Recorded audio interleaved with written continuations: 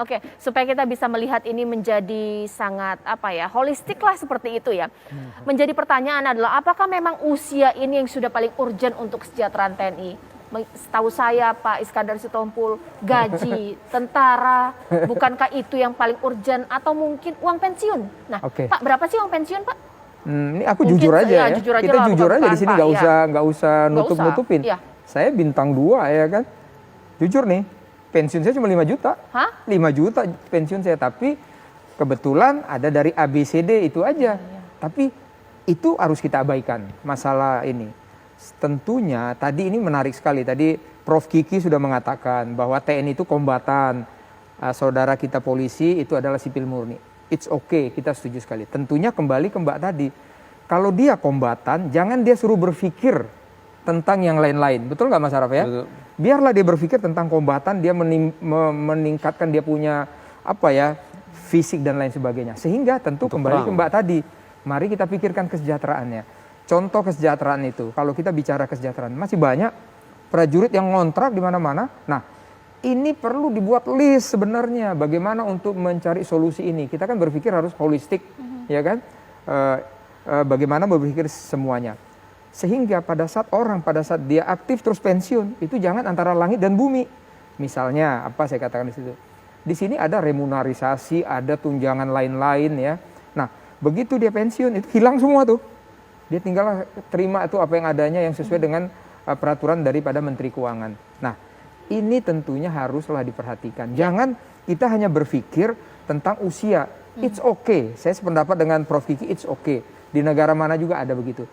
Tapi yang paling penting dari sini adalah kesejahteraan prajurit. Bagaimana tunjangan kesehatannya, bagaimana tunjangan perumahannya, bagaimana tunjangan pendidikan anak-anaknya. Masakan dia kalau seorang bintara, anaknya itu harus terus jadi bodoh? Kan enggak dong. Kita kan kepingin dia jadi orang pintar. Nah, tentunya bagaimana memikirkan ini semuanya. Saya menarik dengan Pak Kiki Sanarki, itu kombatan. Udahlah, orang kombatan itu berpikir aja dia bagaimana perang, bagaimana dia lari, bunuh orang dan lain sebagainya. Jangan dia disuruh mikirin yang lain. Aku setuju. Tapi tolong ini harus sama-sama di kementerian terkait dan pengamat semuanya ini, mari kita berpikirkan kepada tentara itu juga. Kenapa? Tentara itu adalah garda terdepan di kemudian hari bila mana kita ada apa-apa. Jangan dianggap tentara itu hanya diam-diam saja, jangan.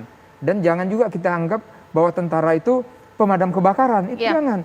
Dia itu harus standby force, kapanpun dipanggil dia siap. Ini yang paling penting. Bagaimana siap? Dia harus sejahtera, ini menurut saya. Mas Al-Araf setuju kah apa yang dikatakan oleh Bang Iskandar Sitompul? Ya, memang raison d'être militer itu dilatih, dididik, dan dipersiapkan untuk perang. Oleh karenanya dia difungsikan untuk tujuan itu. Konsekuensinya negara wajib untuk memenuhi kesejahteraan prajurit, mulai dari peningkatan gaji, renombrasi, rumah, dinas kesehatan, dan lain sebagainya. Nah, sayangnya, dan itu sudah dimandatkan dalam Undang-Undang TNI, tapi sayangnya sampai sekarang belum terrealisasi dengan baik. Yang kedua juga modernisasi jadi penting. Sehingga menurut saya, sebaiknya kita fokus mengatasi persoalan ini ketimbang menambah persoalan baru yang akan menimbulkan penumpukan terhadap jabatan-jabatan di perwira TNI dan akan menimbulkan beban anggaran baru. Kedua, harus dilihat tren dinamika kecenderungan internasional. Bahwa sekarang ini kita udah masuk ini Mbak, era yang disebut dengan the new generation of warfare. Kita udah masuk generasi keempat perang di dunia. Yakni yang disebut dengan asymmetric warfare dan perkembangan dengan modern warfare. Yang menitik tekankan bahwa kemenangan dalam pertarungan peperangan itu paling tidak ditentukan dua hal. Pertama adalah kecanggihan teknologi pertahanannya, yang kedua adalah tentara yang profesional. Nah, kita dalam teknologi pertahanan kita terbatas. Kenapa? Setiap anggaran mau dimajukan selalu bilang tersedot dengan anggaran rutin, habis 50%, 60% untuk gaji dan lain sebagainya. Nah, ini harus dihitung isu tentang masa pensiun tadi terkait dengan hal ini. Tentu akan menimbulkan masalah terhadap upaya peningkatan alutsista ya. Yang kedua adalah dalam konteks modern warfare, tentara yang profesional juga penting. Jadi tentara yang profesional itu paling tidak harus 4W.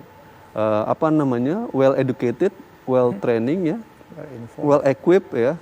Jadi tentaranya itu harus terdidik, terlatih, persenjataannya bagus ya, dan juga harus sejahtera. 4 hal itu. Nah, oleh karena itu tentara harus menuju ke arah sana. Nah, hal-hal yang akan mengganggu upaya-upaya membangun profesionalisme TNI sebaiknya jangan dilakukan gitu, karena kita udah masuk dalam era baru dalam kerangka mendorong profesionalisme TNI. Oke. Nah, oleh karena itu kita fokus di situ. Saya rasa upaya-upaya untuk perpanjangan masa pensiun itu untuk hal-hal perwira itu sebaiknya harus dihitung secara cermat dan jeli karena akan berdampak serius terhadap organisasi.